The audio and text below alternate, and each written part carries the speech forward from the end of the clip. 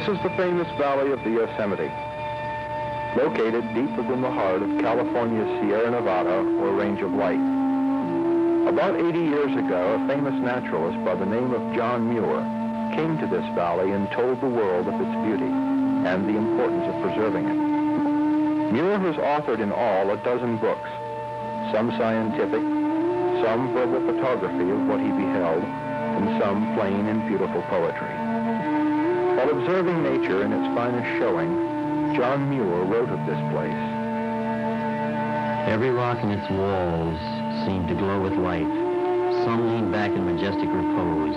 Others, absolutely sheer or nearly so for thousands of feet, advanced beyond their companions in thoughtful attitudes, giving welcome to storms and calms alike. Seemingly unaware, yet heedless of everything going on around them, awful in stern, immovable majesty. How softly these rocks are adorned, and how fine and reassuring the company they keep. Waterfalls abound in number within the park. They held a certain kind of transcendental fascination for Muir. During the many hours of contemplation, these reflections drifted in and out of his vision. I gazed upon the mighty torrent of snowy, cometized water. Whether in or out of the body, I can hardly tell. Such overwhelming displays of power and beauty almost bring the life out of our feeble tabernacle. Down came the infuriated water, chafing among combative buttresses of unflinching granite until they roared like 10,000 furies, screaming, hissing, surging like the maddened onset of all the wild spirits of the mountain sky. A perfect hell of conflicting demons. But I speak after the manner of men, for there was no look or syllable of fury among all the songs and gestures of these living waters, no thought of war, not the faintest breath of confusion. One stupendous unit of light and song, perfect and harmonious as in any heaven. In the company of these majestic rocks which seem to follow us as we advance, gazing, admiring, looking for new wonders ahead, the thunder of the Yosemite Fall is heard, and when we arrive, it is revealed in all its glory from base to summit, half a mile in height, and seeming to spring out into the valley sunshine. Now on the brink of the Yosemite Falls, one encounters the gateway to the hundreds of miles of trails which crisscross the park. From here, access to the ever-changing High Sierra is gained, where new vistas and fresh, exciting landscape accompany you with every step. Yosemite Park is a place of rest in which one gains the advantages of both solitude and society. Your animal fellow beings, so seldom regarded in civilization, and every rock and mountain, stream and lake, and every plant soon comes to be regarded as brothers. One even learns to like the storms and clouds and tireless winds. This one noble park is big enough and rich enough for a whole life of study and aesthetic enjoyment. The grand show is eternal. It is always sunrise somewhere. The dew is never dried at once. A shower is forever falling. Vapor is ever rising. Eternal sunrise, eternal sunset, eternal dawn and gloaming. On sea and continents and islands, each in turn as the round earth rolls. Again, at the top of the Grand Yosemite, we, like the rushing water, will plunge over the brow of this ethereal, cometized body of water. Down we will plunge 1,800 feet to the bottom of Lower Yosemite Falls. It was here, among this beauty, that John Muir lived for 2 years of his life. Today, all that remains is a plaque, and on this plaque, one finds the words that echo through the valleys and canyons of the Yosemite, in the spirit of John Muir. Climb the mountains and get their good tidings. Nature's peace will flow into you as sunshine flows into the trees. The winds will blow their own freshness into you, and the storms their energy, while cares drop off like autumn leaves. July the 4th, 1970, America came to Yosemite Park, and with them, they brought their urban culture. They came in campers with trailers. They brought television sets and generators. America came to Yosemite Park.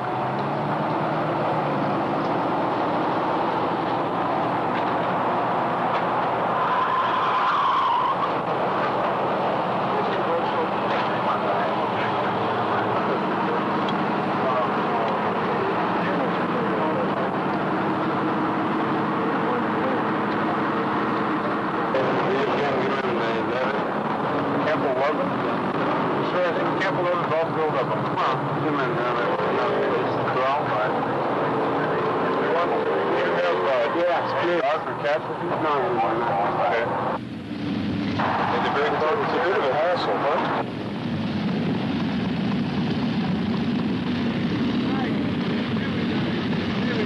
Can we show this every time I come in? 5, 10, 11, 12, 13, 14.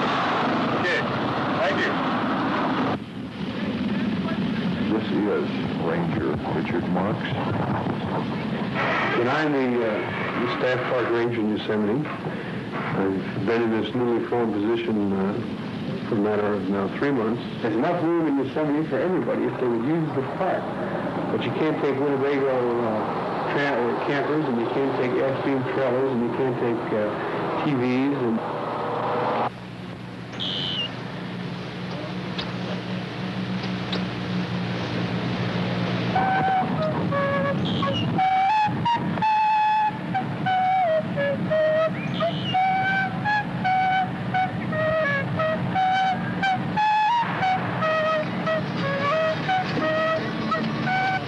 And with older America came the younger Americans, and with them their concepts of the new culture and a new interpretation of the beauty that surrounded them.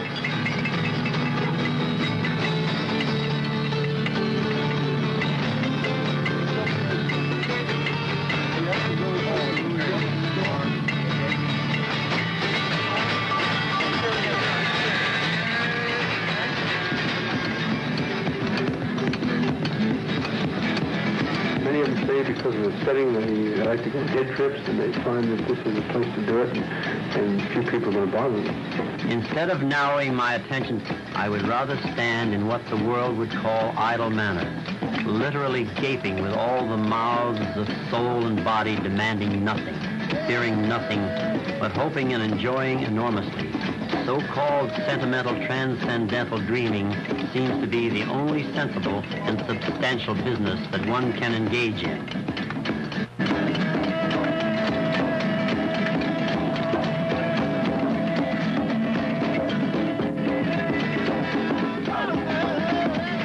Never before have the mountains seen so many young people camping in their hospitable, life-giving gardens and glens. It is a hopeful beginning. May their tribe increase until, like Switzerland, all of the mountains echo with their happy voices.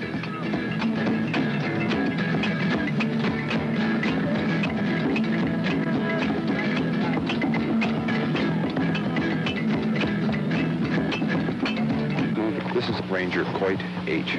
Hackett with the National Park Service. An interview. How long have you been with the Park Service?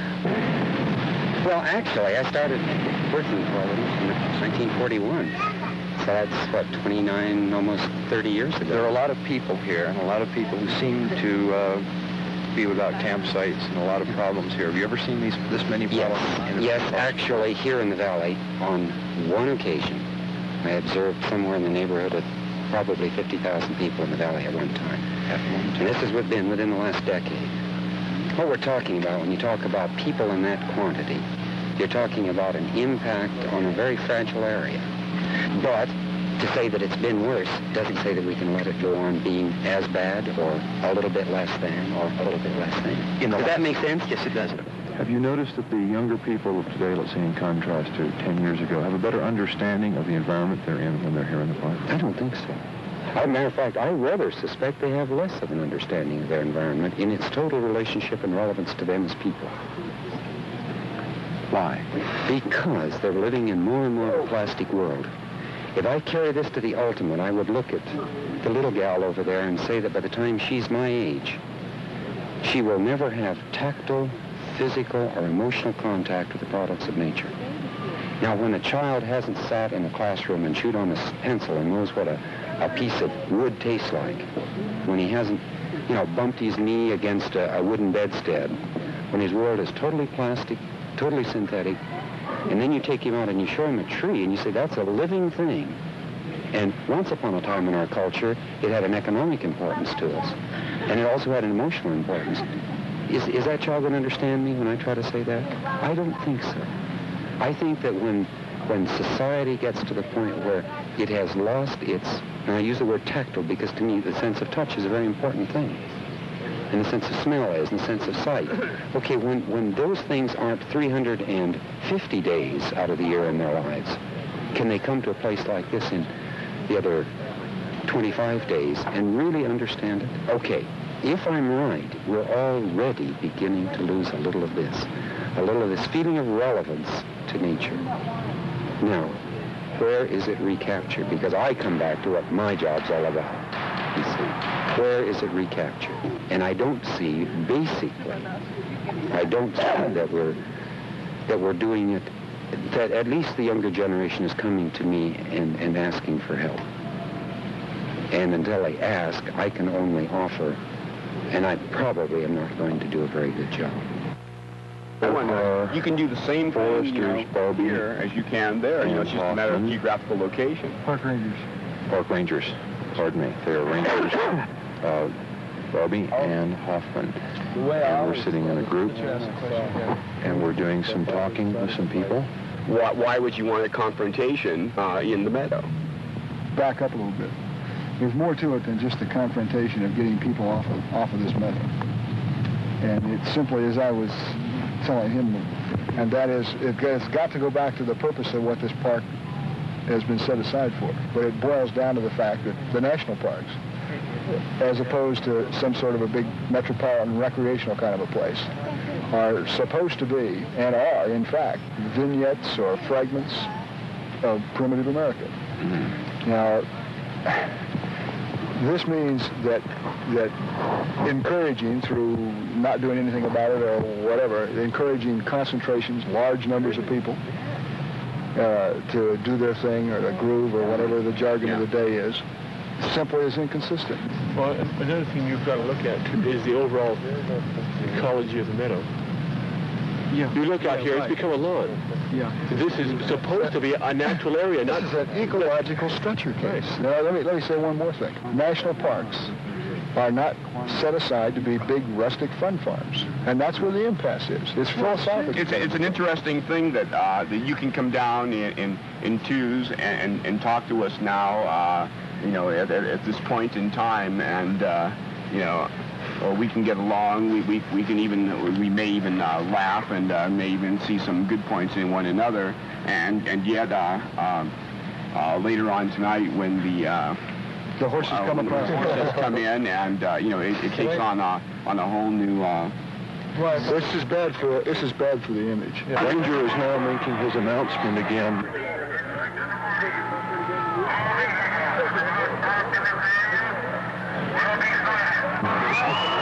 You can hear the reaction of the crowd. The motto is to be clear at 7 o'clock.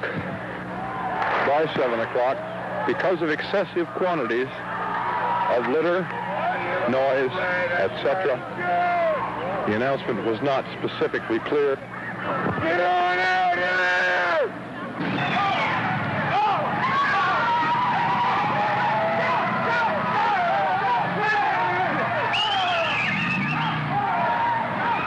Get this action, man. They're wrecking people. Frankly, it just looks like hell to see a ranger who's got a certain tradition behind him. Such a part of American life. You're going to put this on an act, John. Oh, really? They came in, they lasted a couple of people. They took from one end of the meadow and dragged them like in the Western days all the way across. Shit, man! The horse ran over someone. There are people who are hurt. A lot of people are hurt. There are clubs and sticks. Man was run over by a horse completely, knocked down. It's now a wholesale riot. The mace is burning in my eyes, burning in everybody's eyes. They actually jumped on him, hit him, and then they knocked him down on the ground. One guy jumped on him, and the other guy held him, and then they grabbed his camera. He's my cameraman, I know. He picked him out of 150 feet. That's right. That's because he was taking pictures. Get him, man, get him! A brave one! A brave one! They rolled him out of the meadow. The It's a complete and total rout. They move them back to the wood line. It's beautiful. It's beautiful. It's beautiful, man. They're running them out. Look, they're running them right out of the park. We'll be 10,000 strong yet. Good Lord have mercy. Fucking unbelievable, huh? What is your name? I'm Dr. John Fisher. I have been an elected Republican representative. In fact, I'm managing the campaign for the gubernatorial candidate in Florida at the present time. I asked the assistant superintendent why they were doing it. He said, well, because it isn't a good idea for them to get together in large numbers. I just wondered whether he wanted to limit the size of churches in this country so people couldn't get together in large numbers. It was a disgrace to America.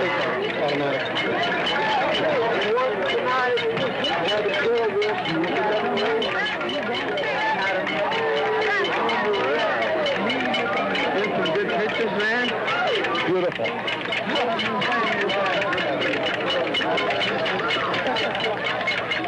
The viciousness resulted in, I think, a disgraceful display of violence on such both our behalf. Hey, brother! Get out! No one run! Right next to you! You're about to come here! Worry about the pig coming from your back. Now what they've gotten the riot that they asked for. And you can't blame these kids. You can't blame these kids. This is still in the meadow. Since 7 o'clock, it's been chaotic. Stones, sticks and clubs, signs are now the weapons of the movement in the meadow. The crowds are on the road. It's an angry crowd. A police car, now of some sort, has just come through the line, badly stoned. The siren is still wailing. They're stoning the vehicle. You hear the thud of metal glass.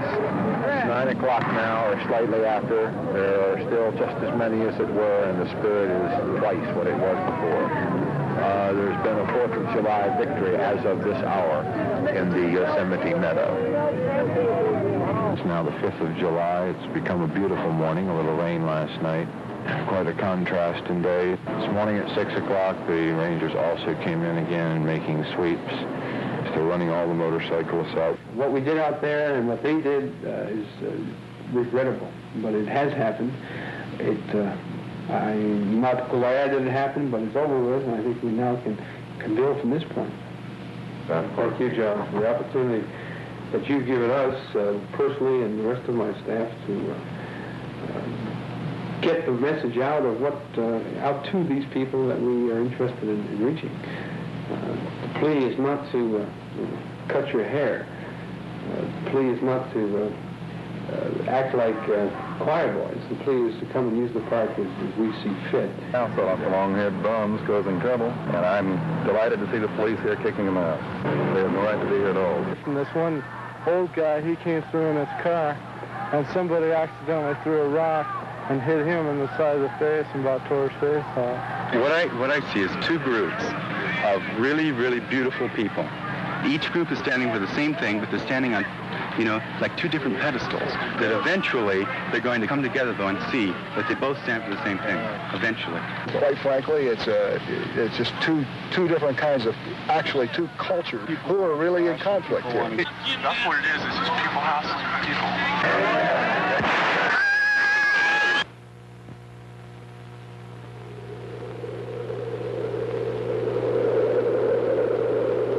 In God's wilderness lies the hope of the world. The galling harness of civilization drops off, and the wounds heal ere we are aware.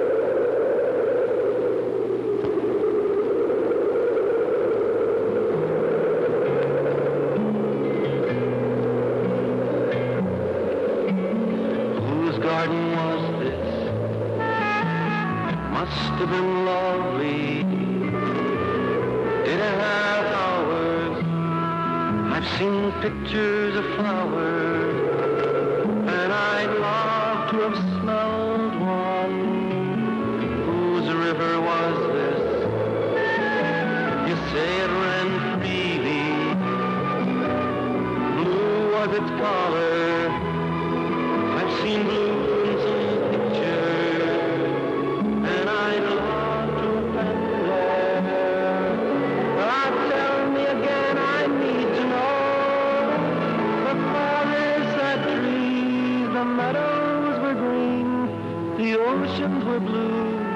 and birds really flew. Can you swear that was true?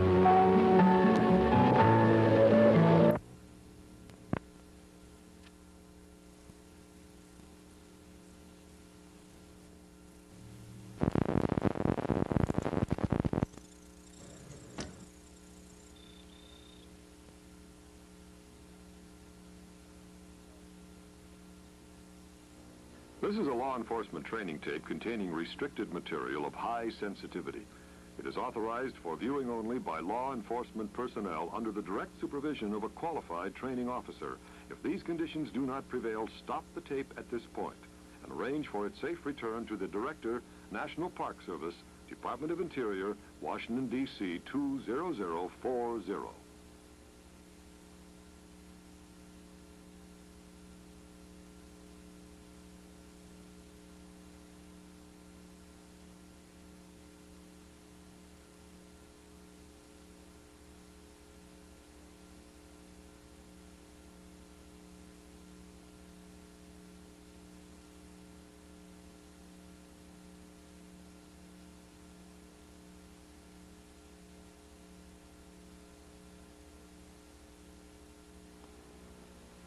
Seattle Police Sergeant Dick Raymond is a 22-year career officer. For 3 years, he has been assigned almost exclusively to the investigation of sex crimes and the improvement of police procedures for processing and assisting the victims of those crimes. Sergeant Raymond has developed an international reputation as a leading expert on the psychology and the physical-emotional traumas of rape. An expert educator and training specialist, he has instructed in municipalities and federal law enforcement agencies across America and extended his services to foreign countries. Here, Sergeant Raymond presents for National Park Service law enforcement personnel another viewpoint on rape.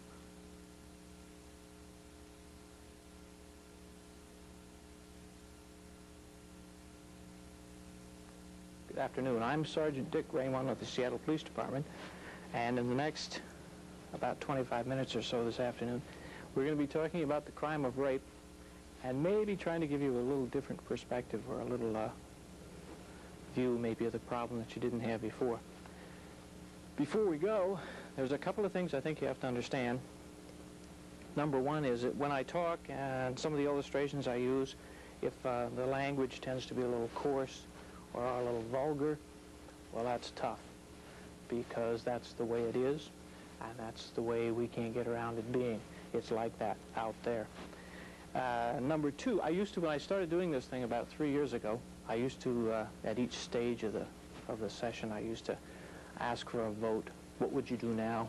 How many would want to do this? How many would want to do that?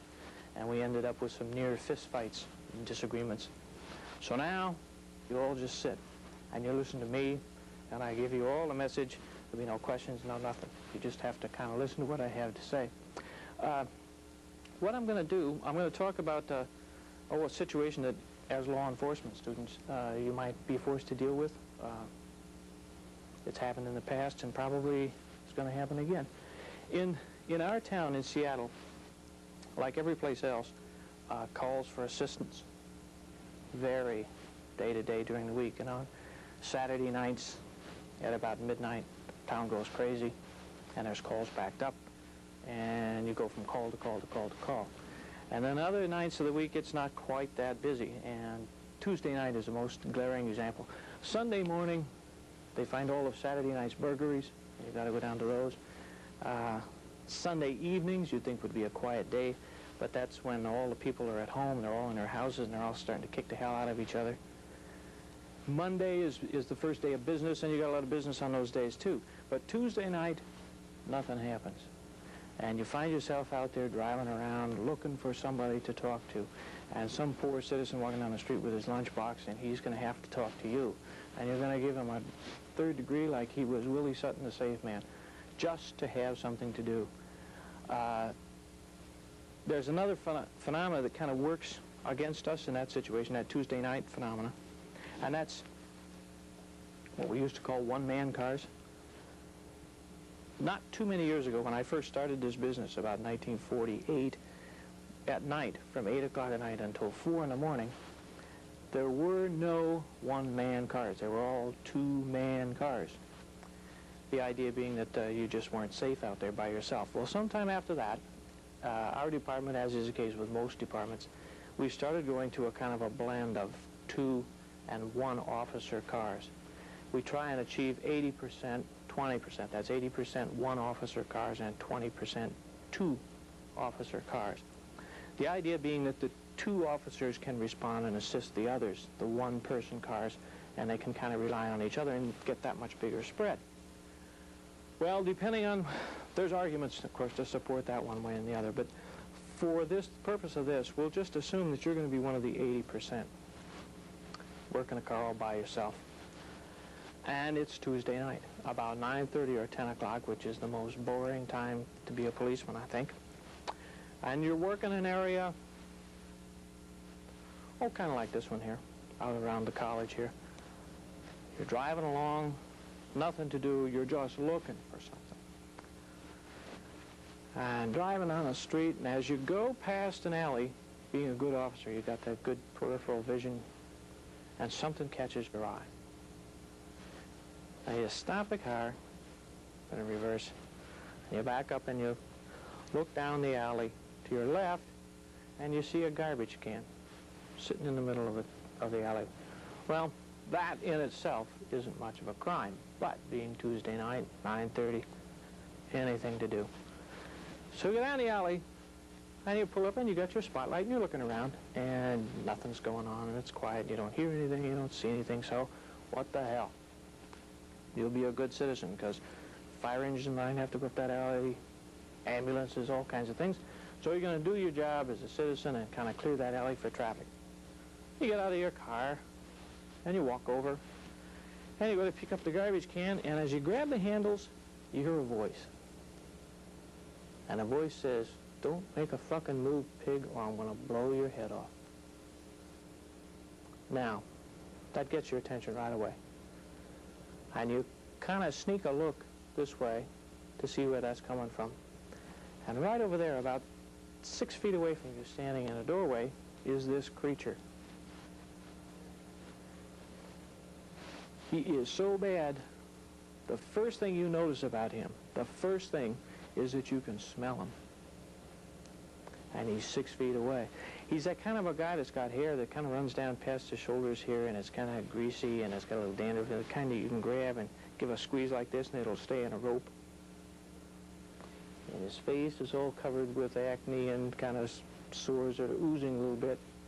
Mustache and his beard are all kind of matted. There's things in there that you hope you never have to even see. Snot's running out of his nose down into his mustache, and he's like this.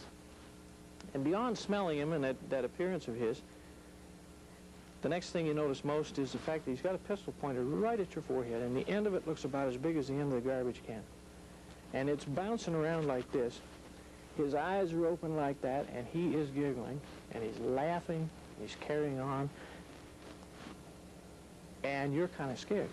You're looking at him like this, and now, this is one of those points, now, that I talked about that we don't vote on anymore. Maybe you're quick enough, you can do this and get him from your garbage can, maybe. I couldn't. I'm not that good. I never have been that good. And like most police that I know, and myself, I think, what I do at that point is like the ones that I know who've been in that situation have done, and that's kind of try and play for time. Wait for the advantage, look for an out, try talking, manipulate the guy. That's what police do probably better than anything else. So if you like those people and me, that's what you do. Kind of wait and see what you can do. And you ask some question like, what are you doing, buddy? And about that time, as he comes around here and puts that pistol right at your forehead, you hear a little giggling over here on this side. And again, you sneak a peek over to this side, and you're looking. Here's a guy standing there about 6 feet away, and he is so bad, he makes the first one look like Tyrone Power. This guy is, all the terms you ever thought of to describe this kind of guy, he is twice. And he's got the hair that's kind of sticking up this way. And the snot running into his mustache and pimples and things and like that. And you can smell him, too. And he's giggling. He's laughing. He thinks this is a real funny thing. And he's saying over and over, we got us a fucking pig, we got us a pig, we got one, he's ours. And about that point, this one here, he points this pistol at you like this, and he says, okay, raise your hands up, pig. Let go of the garbage can. Reach up as high as you can reach. Again, what are you going to do? Well, it's decision time, but again, I'm saying that what I do is look for a better opening than that. So you raise up your hands like this, as high as you can reach. And now this one over here, he's down on all fours, still giggling. He's still laughing, and he's jumping around. And he comes over on all fours and sneaks up to you and reaches up here and takes your brand new pistol, pulls it out of holster, and he crawls over here and he stands up. Now, he's got your gun pointed at your forehead, and that's 2. Now, again, this has happened before, and what do you do at that point? Well, not much. Not much. That's known as somebody else holding all the cards. Now, at this time, they're both giggling, they're both laughing, they think they're just on the verge of hysteria. And the first one says, you know something I've always wondered? I've always wanted to know. And then he says, what? Do police know how to give head? Now, for those of you who don't know, that means a blowjob. I wonder if police know how to give head. Well, about that time, your heart's going even bigger than it was. It's like this. And thinking, wait a minute. And this one, that just sends him into hysterics. I don't know, but I think we better find out. We better fucking find out. Well, now, this guy here that's got you with your hands up, he tells you, okay, down on your knees, pig, or I'm going to kill you. I want to kill you so bad that you're going to have to try to stay alive. You got to really work at staying alive, because I want to kill you bad. It's decision time again, and this, again, I have no votes. But I don't know about you folks, but I want to stay alive. I got lots of things to stay alive for. There's people that depend on me, people I depend on, and lots and lots of reasons for me to stay alive. So without going into it any further, I'm going to tell you what I'm going to do. I'm going to stay alive. I don't want to die in an alley for some puke and give up the rest of my life. So we'll assume then that you're of like philosophy, and now you come down and you get down on your knees, and this first guy, he unzips his trousers and hauls out his penis, and it is the ugliest, dirtiest, rottenest looking thing you've ever seen in your life. You're starting to get a little nauseated just looking at this thing. And he comes up to you, and he's got his pistol, and he's pointing right at the top of your head, and he in fact gets up there and he taps you on the head a couple of times with it. He says, grabs your hair, and he says, okay, pig, you get on it. And he puts it right in your mouth, and it is rotten, terrible, nasty. It's everything you would expect. And he says, come on, get on it. And he bangs your head a couple of times, hits with a pistol, and says, come on, get on it. Come on, I want to get something going. I want to get off here. And he does. And he comes right in your mouth. And how bad can that be? Well, it's bad enough that maybe you want to get sick. And maybe you do, and you throw up all over the goddamn garbage can. And he's laughing and yelling, and he's on his tiptoes, and he's just really getting off on that. And as you're kind of half-assed recovering from this as much as you can, you look over here, and you see this guy over here, the second guy, and he's got his trousers open, and he's masturbating. And you're wondering what is going to happen next, what could happen next. And this one is giggling and laughing so hard, he says to you, I wonder if you know how to take it in the ass. I wonder if a pig knows how to get punked in the ass. And you know what that means. They don't say, see, that's it. Out there, they don't say things like attempt anal intercourse. They don't talk like that. They say things like, I think I'm going to punk him in the ass. That's what they say. And you're still there. You still got a gun in your forehead. And now you're thinking maybe you should have made the wrong decision. You should have really done something and maybe brought this thing to an issue, because you don't know if you're going to go on. The only thing you can think of at this time and from there on out is just getting by. Just getting by. You want to just survive, live. Well, this one here, he takes you. He makes you take down your pants. You take down your brand new basket leather, and you drop that around your knees. Down come your trousers. And he's behind you with his pistol at the back of your head. He throws you over your garbage can. And he then comes behind you, and he, as they say, nails you. and it hurts like a son of a bitch. It just hurts like hell. And he's laughing and giggling and screaming and tapping you on the head with the pistol, saying, harder, harder, and he comes to. And now you're laying there on this garbage can, wishing you had made the other decision, wishing maybe you were dead. And this one in front of you now, he takes his pistol and he clangs you right on the top of the head with it. Gives you one of those 1-inch head cuts, you know, that bleeds like all the blood in your body's going out, flies all over the place. And the two of them now run over and jump in your police car and drive away and leave you laying over your garbage can in the alley. Now, right about then, this door here flies open the back of this place, and a cleaning woman jumps out. She says, "Oh my Christ in heaven, what's happened?" And she runs back inside. And you're laying there all bleeding and bruised and kicked out of shape. What's happened to you? You got raped. That's all. Last year in Seattle, over 520 women got raped. And that's a lot of what it was like right there. That's what getting raped is like. It's not glamorous. It's not any of those things you might have heard. It's just like that.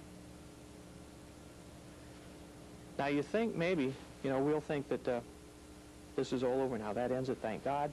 Thank Christ I'm alive, I survived. Not over yet. It's not over yet. There's a whole long series of things that's going to go on. Now the woman inside, she goes in and calls the police. You. Police come roaring up because after all there's a gun on the loose and there's a police car gone. It's a big thing. They roar up there, maybe a 2-person car comes up. And they get up there and they take a look at you. Are you okay? What's the matter? And you show them the blood and like that, and they look and say, well, you're okay. Probably need a stitch, but other than that, you're okay. You're okay. And the one officer says to you, well, did you get your gun out? Did you fire a shot out? Well, no. Well, did you yell? Did you yell help? Or did you kick him in the balls? No. Did you say anything? Well, no, I thought I was going to die. I thought I was going to die.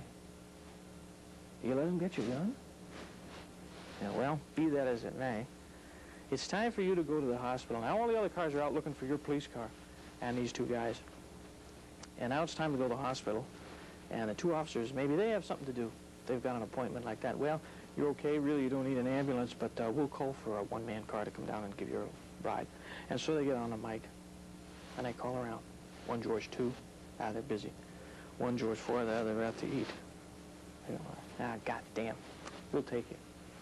So they take you up to that hospital, and amazing, it's Tuesday night, and it's 9:30, but son of a gun, there's been a wreck on the highway, and the emergency room is filled with emergency patients.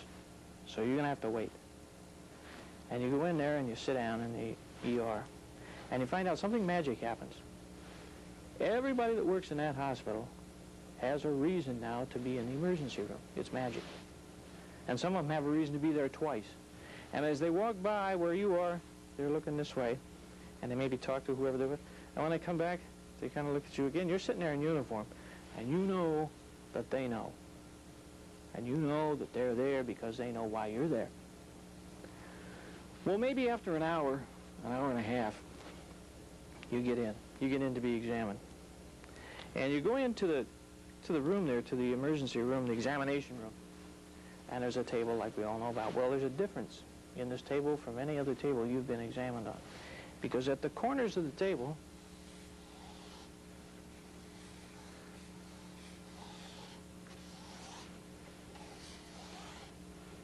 are these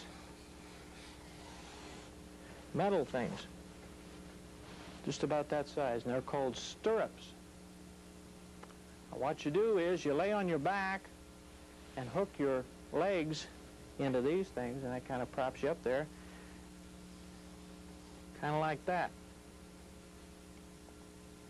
And the doctor, he comes in and sits at the end of the table and looks at you, and he does things like swab you with little cotton swabs. Maybe while he's doing that, he's talking to this lady here. He's an intern, and he's talking to this nurse about where he's going to be going on his next round, and he's going to maybe obstetrics, and he's going to really enjoy that because that's what he's really wanted to do. And did you see a friend of his named Bob who was here last week? Oh, meanwhile, he's doing this to you. Well, you've got other things on your mind. Like you've heard that 60% of the syphilis in this county is transmitted by homosexual encounter. That worries you a lot. You know why he's doing this swabbing. Half of it, at least, is to do a culture. You still hurt.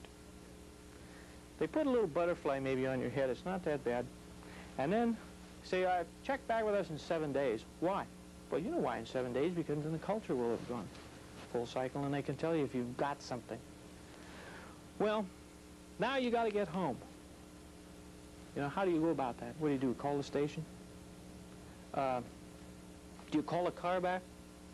Well, the car that brought you there, one of the guys there, he asked you a question that you didn't particularly care for.